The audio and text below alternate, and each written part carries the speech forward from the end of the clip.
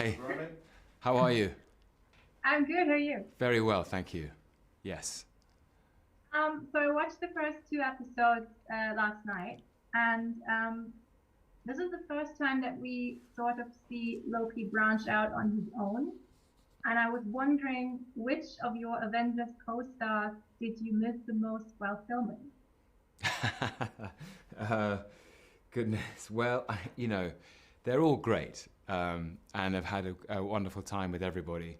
I definitely thought of Chris Hemsworth inevitably all the time, because I think even though Loki finds himself without Thor, his brother, at his side, I think there's elements of the character that hold Thor in the mind.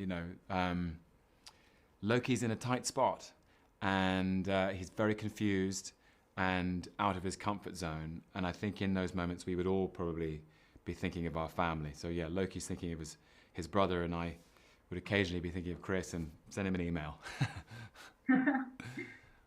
As Loki, we sort of always see you in the same outfit.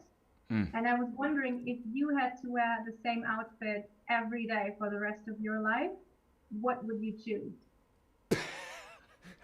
I'm laughing only because that's not dissimilar to how I live my life anyway. Um, I think I would probably choose something flexible. Something that could be construed as casual and smart at the same time.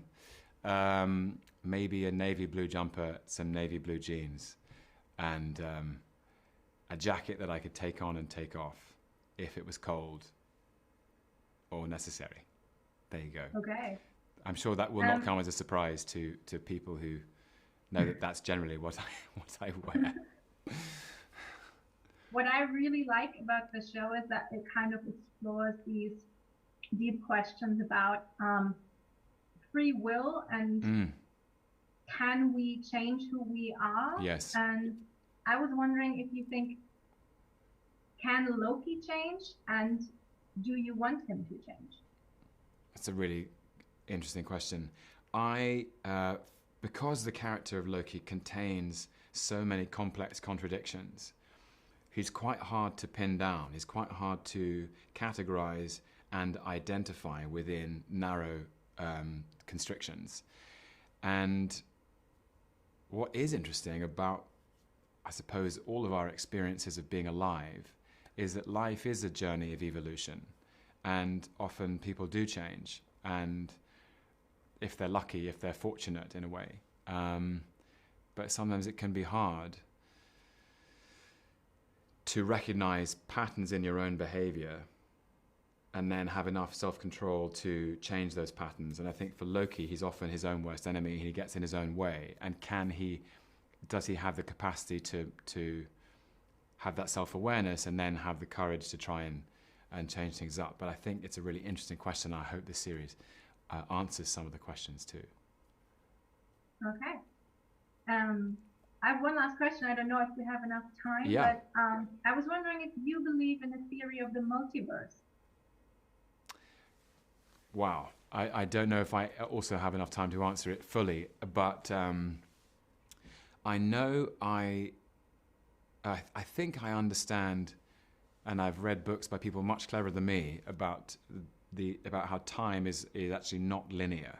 We try to make it linear as human beings. We like to think of it as a straight line, past, present, future. And of course, the past is fixed, although it can be distorted by our memories. But the past is generally fixed. The future is full of possibility, always. Anything can happen. And I suppose in that sense, there are many different timelines, many different ways things could go. It kind of boggles the mind when you think about it. I'm not clever enough, and it fries my brain, but I will do some more thinking about it. Maybe next time we speak, I'll be...